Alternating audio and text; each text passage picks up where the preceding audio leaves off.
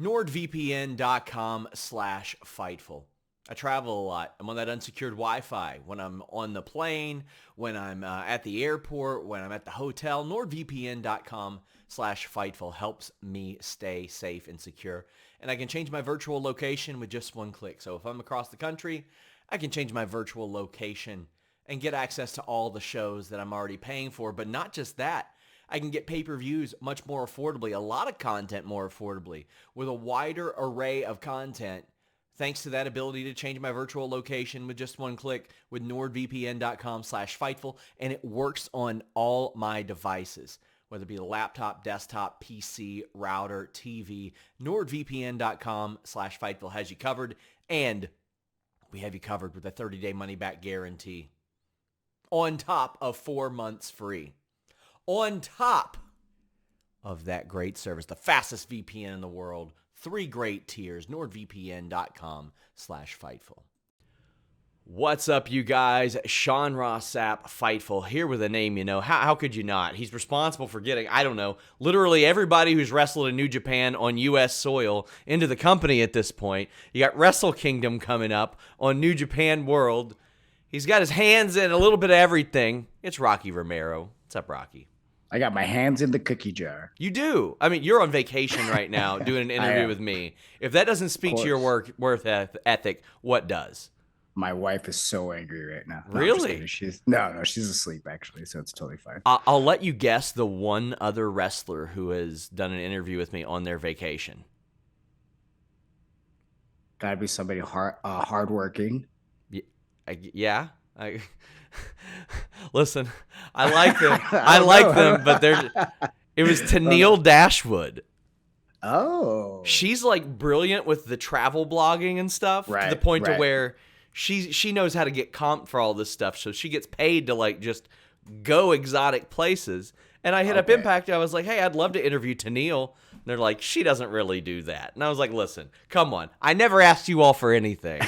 And the next thing I know, she's Zooming me from her vacation. And I was like, all right, cool. This worked out. So you and Tennille right there. How about that one? I'm in good. I'm in with good company for sure. You are. And you told me you're about to, in a few days, you'll be heading to Japan. By the time people see this, they will be heading to Japan. Also, by the time people see this, it'll be January 1st. Is there anything or anybody specifically that you would be allowed to talk about on January 1st that maybe you wouldn't have been before that? January? No.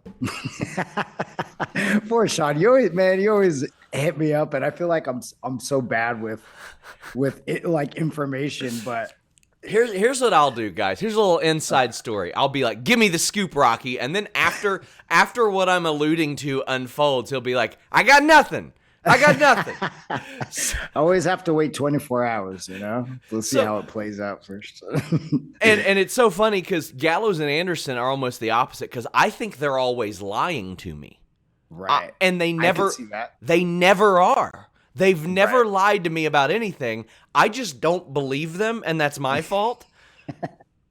So they'll tell me stuff that would be like big stories. Like in the past, they don't really anymore, but I just didn't believe them. And then it happened, and I was like, I thought you all were joking about this. Like I thought you all made this up. You never know with them. They're hard. Yeah, they're hard to read sometimes because you just think they're always lying and BSing. So you're just like, oh yeah, that's definitely not going to happen. Well, a lot of things did happen. I mean, from what I had heard, as far as Karl understood, he was always working Wrestle Kingdom, which is kind of unprecedented in the situation that we see. And again, Wrestle Kingdom, in his mind, at least. Yeah, in his mind. Because, I mean, straight up, he was like, it's happening. It's going to happen. Working Wrestle Kingdom. Don't care what anybody says. That's how it's going to go. And it did happen that way. Did it shock you that was able to unfold the way that it did? Because this is a part of a relationship that we haven't necessarily seen in a long time. So, I mean, the whole thing was shaky. I felt like, in some kind of way, not that like, WWE was going to go against what they originally had promised, Karl, but just, it's a big company. They're super busy. And, right off the bat, it got a little scary because, he was announced for Osaka to defend the title against Hikuleo. And then also just so happened it was the same day as the Saudi show. So then it was like, oh, well, I mean, they just invested a bunch of money back into these guys and they just brought them back on TV. Are they going to let Karl go to Japan? Of course not. Yeah. And I understand. I mean, like on the New Japan side, if it was flipped, it would have went that way as well, So but kudos to WWE for letting him finish out the dates. And he was already he defended the title against Hikuleo in Japan already in December. And then now, it's road to the Tokyo Dome, and it's going to be him versus Tama Tonga. It's a year in the making almost. So like, I'm pumped. Let's do it. And thank you WWE for letting it happen. Tama Tonga, who is jacked. Congratulations to Tama Tonga. Yeah, my God, man.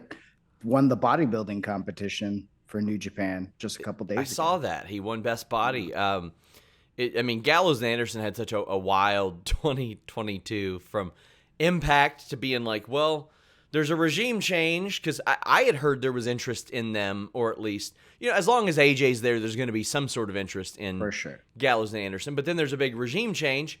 Well, then once they get all their stuff sorted with that regime change, they get that call. I heard that it was like late August or something like that. So it was a while before they were even on WWE TV that you guys like had to work this stuff out and even had time to worry. What are they going to do? Is it going to be a double cross? Like there's so many things that could happen in wrestling. And these are your actual friends. I know. Lucky me. So what was going on in your mind? How were you feeling at the time? It's just so much stress, John. The whole ride was very bumpy, obviously, like, because I think everybody's intentions were good. You know what I'm saying? Like, obviously Karl's intentions good, Gallows' intentions were good. And to make good on everything that they've already promised, to, appear at some of these shows, and obviously, Karl's a champion. So I think everybody's intentions were good.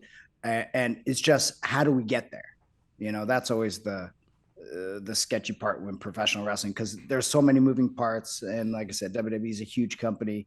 And obviously with the regime change, you don't know what was going to happen, like anything could happen, Vince could come back in power, nobody knows, so obviously, Triple H now being in charge.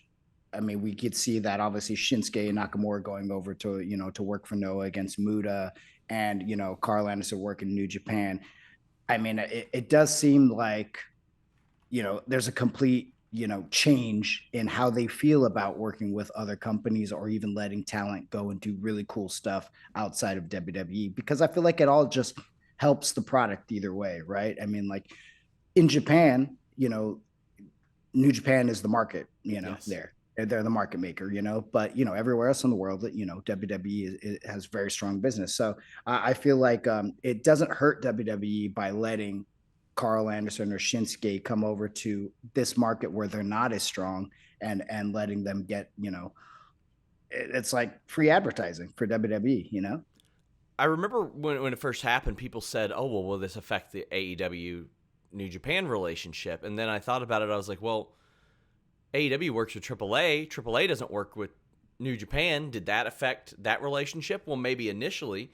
Was there any part of this that made you go, okay, this could cause issues elsewhere? Did you have any conversations, or were there conversations with Tony Khan to say, like, will this cause an issue? Or is it just kind of a, well, we'll cross that bridge if we get there type of thing? Because Wrestle Kingdom has wrestlers from almost every company. It's like one of the biggest amalgamations ever.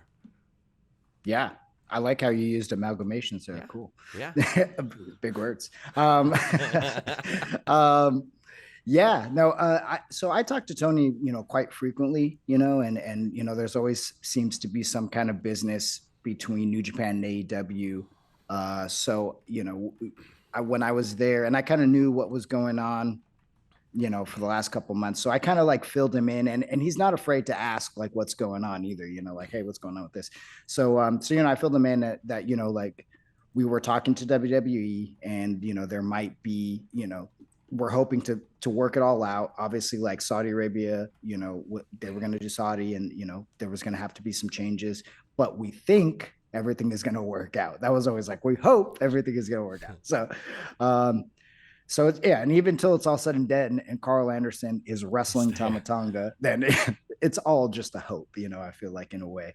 But yeah, no, Triple H and everybody was really cool about making it happen, like I said. And I guess like everybody's big question is there going to be more crossover stuff with WWE? That's what everybody wants to know, right? But I mean, really, AEW has been an amazing partner. Obviously, Forbidden Door was a massive success, an even bigger success than I think both companies had hoped. It was bigger than that. So, and throughout this last 2 years, almost year and a half or whatever, they've been an amazing partner, and their show is on New Japan World in Japan, Dynamite and Rampage. So I mean, there's like a lot of business going on between the two companies. It would be hard to say like, oh, now we're going to go and do business with your biggest competitor. I think that would.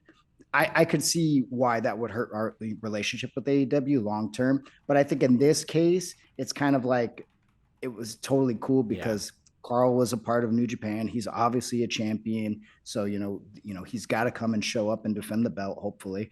And yeah, so I think Tony was cool with it, very understanding about the whole thing. And I mean, it seemed like Anderson and Gallows had a good working relationship with AEW when they were there too, which was not under contract or anything like that. And I mean, maybe you can't say anything. Did WWE ever ask for anything in return for that? Like, there's a lot of speculation, like maybe a Rumble appearance. Like, the Right. one that I hear is everybody's like, love to see Kairi Sane pop back up over there. Who wouldn't, right? But For she sure. seems very happy in what she's doing now. Had they asked for anything that you can reveal? Not that I am aware of, Okay. but now that there is some communication, right? And they did do a solid by letting, Karl come in and do the Japan dates. I mean, and it's very possible, that Mm-hmm. they could come and ask for something. And obviously, like, what was it? 2016 or 17, Liger Liger. went and did the NXT show, and so and also like with Antonio Inoki passing and him being a part of the Hall of Fame, like if I'm sure if WWE ever wanted to do something, with Antonio Inoki and doing something with New Japan, I'm sure that New Japan would oblige and want to be a part of it because would love to honor the founder of New Japan Pro Wrestling in any kind of way. What were your thoughts on Tony's promo on Nick Khan? It was last year when he had the shades on and all that stuff, and there were rumors that WWE was working with Nick Khan. I thought it was hilarious. Actually, the people I talked Yeah, to I in loved WWE, it. people I talked to in WWE thought it was hilarious. Like they liked it. They thought it was funny. Like Right. it seemed like everybody got the bit except for people who just didn't want to get the bit. Right. I think it's one of those cool things in wrestling, like there's a lot of stuff going on. And obviously, I mean, Tony's a smart guy, he gets the wrestling business and this was his moment to kind of troll a little bit, which is fun, So like when you get to see somebody, with that kind of status in professional wrestling, the owner of AEW, kind of trolling WWE a little bit, trolling Nick Khan a little bit. I mean, I think it's all good fun and it's all pretty cool. And honestly, maybe even helped Forbidden Door in some Yeah. kind of way, if you really think about it. So I think it's, smart marketing on Tony's part. Again, Wrestle Kingdom on New Japan World. This Wrestle Kingdom's going to look a lot different, and it's been a while since you've been in a Wrestle Kingdom environment where fans can cheer. Like, how's that going to feel for you being just in the building around? Like, I mean, this is a major shift now that clap more than just clapping is allowed. We all might cry. Like for real, we all Osprey might was cry. getting emotional about it. Yeah. He's Yeah. like for everybody that talks about the golden era of New Japan, he's like there's a lot of people I don't know if they would have been able to survive here because it was 100%. emotionally and mentally draining. 1000%, I should say. Yeah. I mean, you think about Will has had some of his greatest matches in front of clap crowds. As a wrestler, yeah, we're in the moment, we're just doing our thing, but like there's no kind of like reward at the end of it Yeah. feeling like, oh man, like what your efforts and everything that you're doing is, do people actually care? You don't know because they're not responding the way that they're supposed to respond. So I feel like, it's been a really, really hard, 2.5 years, 3 years, whatever it's been. And, somehow we've managed to get through it. And obviously, like, the company has changed a lot in those 2 to 3 years. And, definitely, thank God for AEW and other outlets to, help keep kind of New Japan popping, a little bit, especially in the West. And, New Japan Strong has, been helpful in that. And a lot of the US shows have been really, really amazing. But yeah, I feel like this is kind of like full circle, just huge moment. It's also, Kenny's coming back to New Japan. That's just like, there's a lot of stuff that's happening. Maybe there might be some special guests that show up. We don't know. There's a lot of speculation, but I feel like, yeah, this could be like a turning point for the ship, for New Japan in general. And, definitely I want to see, New Japan, get just as popular as they were in, like, 2018, 2017, 2019, and see them kind of come back in the West. And I think this is a great, turning point for that. It's very clear that AEW forming did have an impact on New Japan, especially domestically, and they already had plans to expand into the US. I feel like the pandemic, as terrible as it was, it did force a brand split, and honestly, Strong has been one of my favorite TV shows, period, for a very long time. But now that relationship is there, we're seeing that crossover. We're seeing more of a foothold in the US. You mentioned the rumors of a special guest. I have to at least ask whether you can say anything or not. Word is it's Sasha Banks, Mercedes Vernado.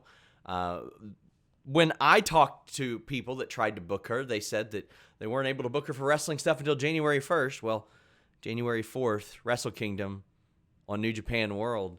What can you say?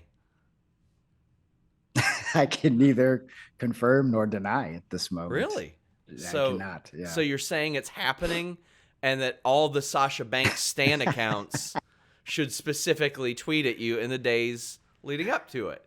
I think if you really want to know, you need to watch Wrestle Kingdom on NJPWworld.com, and you will get the answer.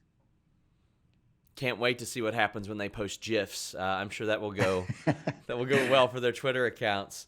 But hey, it's what I'm hearing. I can say that. Right. I can say that without putting it on Rocky. That's what I'm hearing. That's what I'm reporting. But Sean, you can say whatever you want. It's your show. I can't say whatever I want. I can say that you all are going to do a WWE New Japan AEW Forbidden Door next year. Who's to say? And then when people say, well, what's the context of that? I'll be like, Rocky Romero just laughed. He didn't deny it. He had his chance to deny it. Oh, very man. True. Very true. Imagine that, though. That would be insane. It'd be the biggest. So 2022 was the biggest wrestling news year possible. It was just insane. Right. That's the thing that I think could make any other year bigger, is that if WWE works with all of its biggest competitors. Do you do that in Dallas at the Cowboys Stadium, something like that, something huge like that? I think so. You could do 100K. Imagine you could do 100K. Easily 100K. Amazing.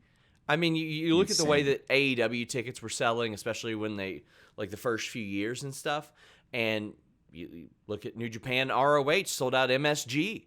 So I mean. And if that were to happen, there's no way Impact wouldn't want to get involved too. Like, of course. Right. At least CMLL or AAA is going to be involved as well.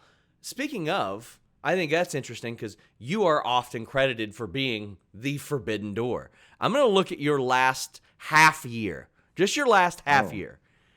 You've wrestled in GCW, New Japan, AEW, All Japan, CMLL. You've wrestled for the MLW title, by the way, or the MLW national title, and that's in addition to, like, a ton of indies, Impact Wrestling as well.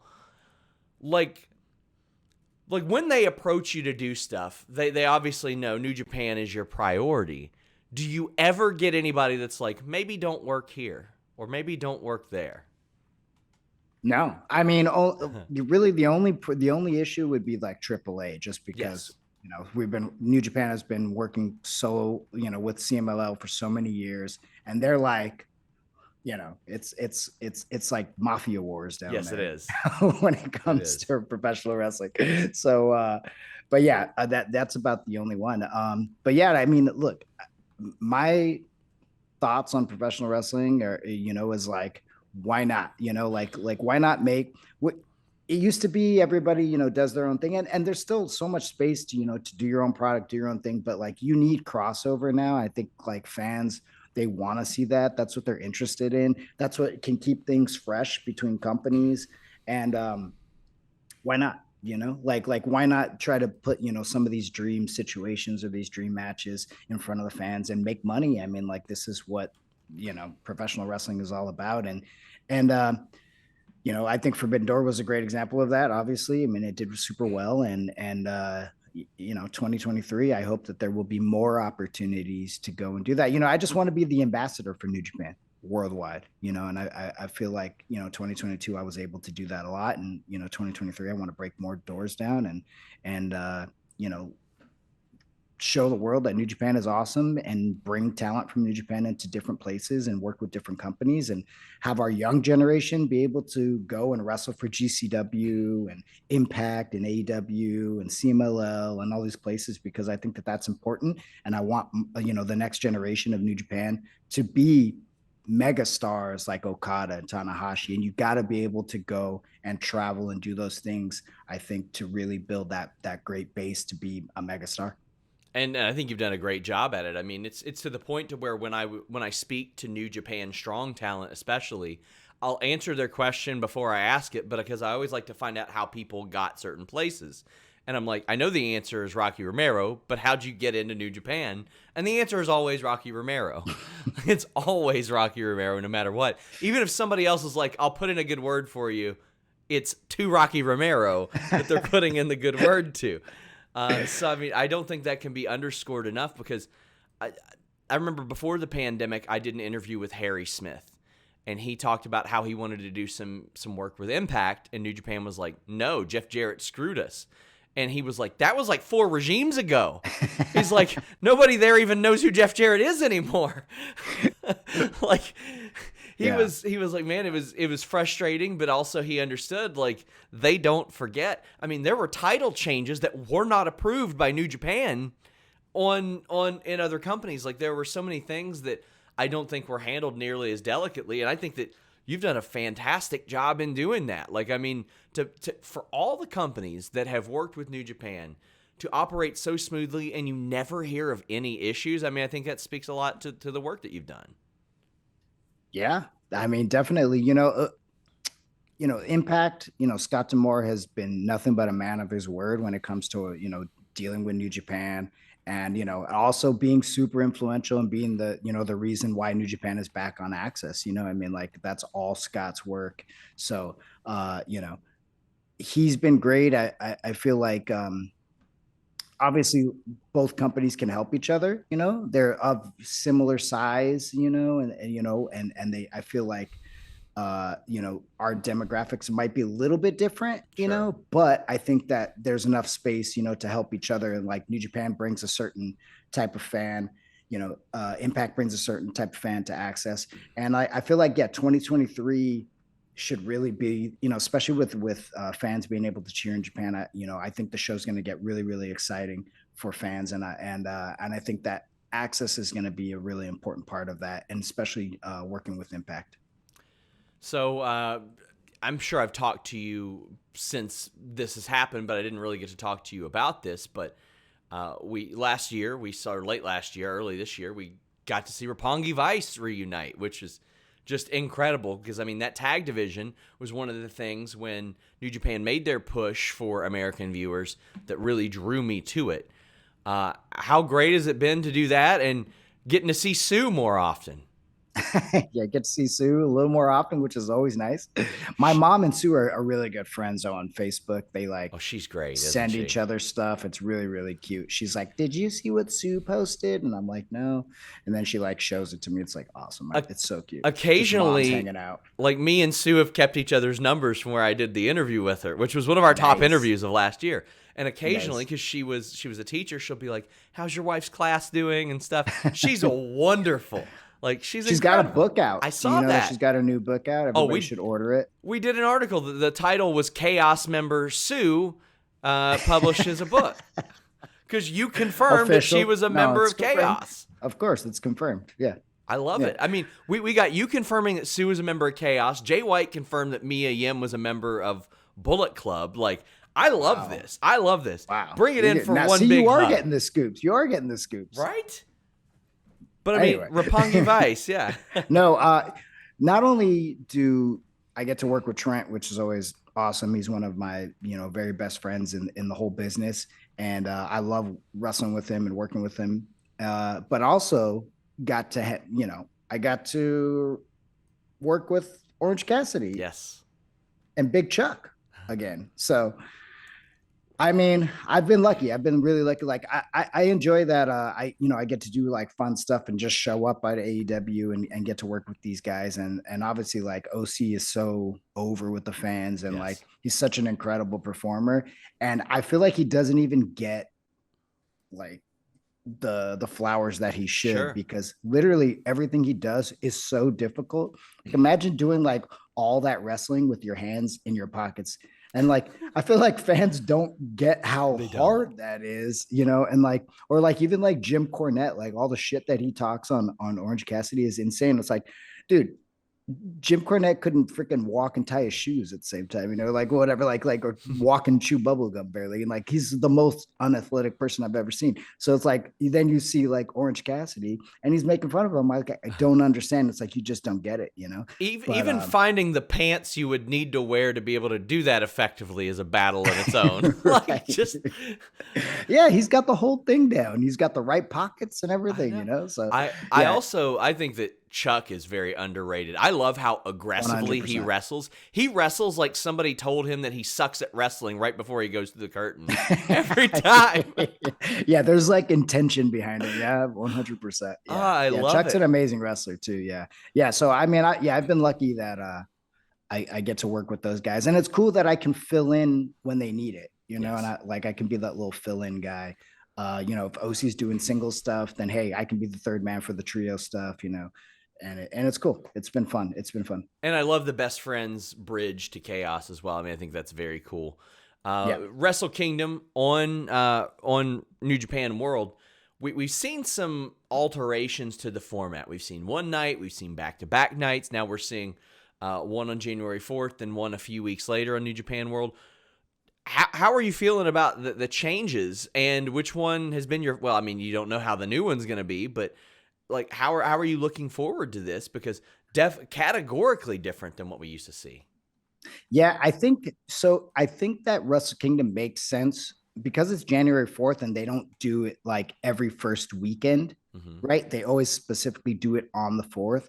So I feel like when it's during the week and it's on a Wednesday this week, it doesn't make sense to do 2 nights. Yeah. The one night is enough, right? Especially who wants to stay up, multiple nights at, 4 a.m. to watch wrestling. That's really hard. So right in the middle of the week. But I think when, in a couple of years, when it goes back to the weekend, 2 nights makes sense. It really makes sense. And I know it's hard for the booking committee to really like figure out storyline wise how to make it interesting for 2 nights, but now with, some experience doing it, I feel like they're going to definitely do a better job at it. But this year it'll be back to 1 night. And I think that's all it needs to be.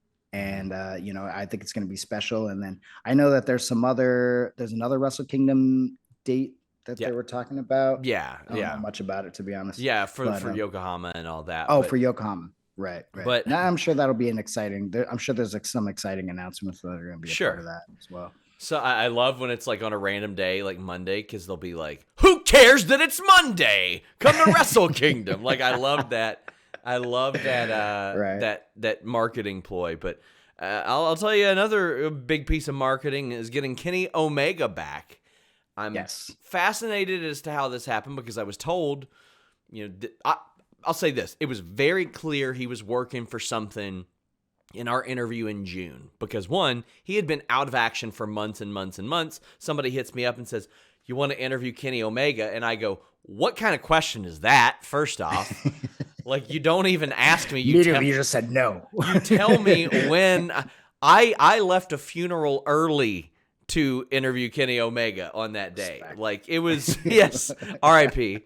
R.I.P. my neighbor R.I.P. Jane. R.I.P. But it was very clear something was going on there because he was kindly burying Will Ospreay. He was saying such nice things in that unique way that Kenny Omega does it. And I said to him out loud, Kenny, you know this is going to be the headline. I'm telling you it's going to be the headline. So when you get on Twitter and say, didn't expect that to be the headline, you're going to know. And he goes, well, let me dig myself out of this hole. Then he buries him even more. He buries him even more. So it's very clear he had some sort of idea way back in June. However, a lot of stuff happened between June and now that could have thrown that into question. What was that process like, even getting Kenny approved?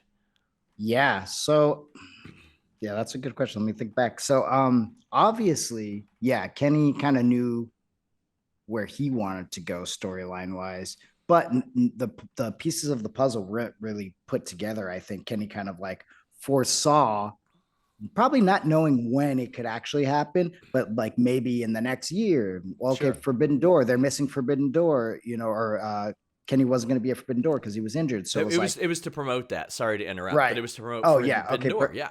Yeah. So he was probably thinking way ahead, not knowing like probably when this was going to happen. But like, I think that's just kind of shows the genius of Kenny Omega, and kind of like, he's kind of thinking long-term always. Like he's the type of guy who's playing chess while everybody's playing checkers, 100%, So, then obviously when the conversation starts to happen, like, could this be a matchup at Wrestle Kingdom? Yes, maybe, possibly.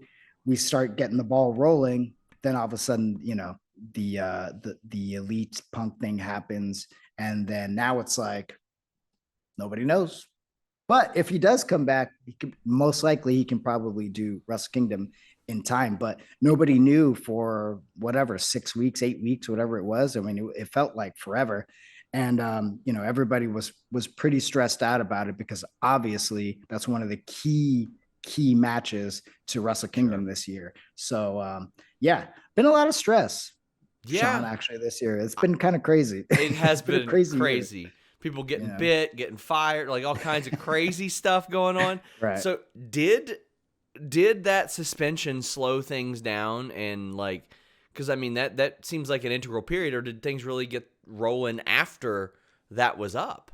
So it definitely put a pause on things. Mm-hmm. There was definitely a pause on things because nobody really knew what was going to happen and what the timeline was going to be. Sure. Realistically, just everybody was just like, and I didn't want to be like the person pushing and prying and being like, hey, well, don't forget, like too much, because obviously it was a very sensitive subject. Yes. And, what everybody went through with that, it just wasn't a good situation for anybody. So obviously, like, it was a touchy subject. So I don't want to be like, hey, well, what about us, Wrestle Kingdom? So, but yeah, thank God, it just kind of all unfolded and then unfolded quickly, and we're able to get back on track like super quick. And, Kenny's manager, Barry, is just super great to work with. We worked with him when we did the Jericho deal previous. So there was a good relationship. Yeah, Barry Bloom. Yeah. So there's good relationship there. And he, was great about communicating between AEW and New Japan as well.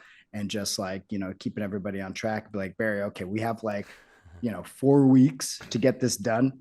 So, let's do it. And also because there was a lot of trust there and built before, it was easy to work with, like, because putting a deal like that together in 4 weeks, a lot of moving parts, contract going back and forth, like all the red tape behind it. It's, it takes time, it takes a lot of time. So, but enough trust that like, okay, we know where we're going. We know this is our end goal. We're going to make it happen either way. We're going to make sure that everybody's happy when we get there, but like, it's going to take a little time. And obviously with the situation with the guys being, suspended or out or whatever you want to call it, definitely didn't help at all. Sure. But we got there. He's gonna be there, guys, I promise. As of now, you don't have a match announced. You're gonna be in the Rambo? I'm gonna be there. I'm gonna bring my boots. Okay. I'm Okay. gonna bring my boots. I'm gonna bring the whole gear, and I mean, I feel like I could be a KOPW Me too. Me champion. too. I think I'd be good at it. I do too. And you I take it think I could come up everywhere. with some. Yeah, I You'd would. So find I would. you would Yeah, defend it I at would. Wrestling Society X. It would restart just to book you for some reason. Sean, Like who's spilling the beans? How do you know that Wrestling Society X is coming back and I'm bringing it it back? was Human Tornado. He told me. So First one we signed. yeah. So as we wrap up, another person I want to give flowers to, Lio Rush, has been fantastic for New Japan. I can't wait for that match. TJP and Akira against Leo, which for those that don't watch New Japan, it's Yo and Lio Rush. Perfect name. Leo. So, I mean, that's a guy who, gets some flack because he's been in and out of wrestling and all that stuff, but I think he's transitioned really well. We've got a few minutes left before this Zoom that I haven't upgraded cuts us off. What match are you most excited to see besides Jay White Okada, Ospreay Omega for Wrestle Kingdom on New Japan World? I'm actually excited for Karl Anderson Tamatonga because there's a long history there. So I'm excited to see I want to see the promo package and like see how it's all built around because there's obviously like so much history. And I like kind of like those deep stories like that. Leo versus Catch 2-2, yeah. Yeah. Catch 2-2 is going to be insane. TJP and Akira have been on fire the whole year. They're basically, holding the whole division up on their shoulders and doing a fantastic job. So I can't wait to see what happens there. TJP's like you said, Leo's killing it, just all the time, killing it, man. He has so it's cool to see, like you said, like Leo is really doing well and thriving in New Japan. I think it's like the perfect place for him to show off his skills, but TJP as well. I feel like, that's the exact perfect place. And Akira, he's a young kid and he's hungry and he's really, really, really good. Guys, check it out. New Japan Wrestle Kingdom. We will have some sort of post show. We're working out the details on that, but make sure you check it out. New Japan World Wrestle Kingdom, January 4th. Rocky Romero, it's always awesome to talk to you. I appreciate it. Thank you, Fightful, for hitting me up and letting me talk and do my thing. Thank you. There's always something to talk to you about. Always. There's something new. And we appreciate you for that. Thanks for keeping our subscriptions up by making wild stuff happen. And I'm pretty sure more wild stuff will happen at Wrestle Kingdom. Guys, 1,000%. Until next time, we're out.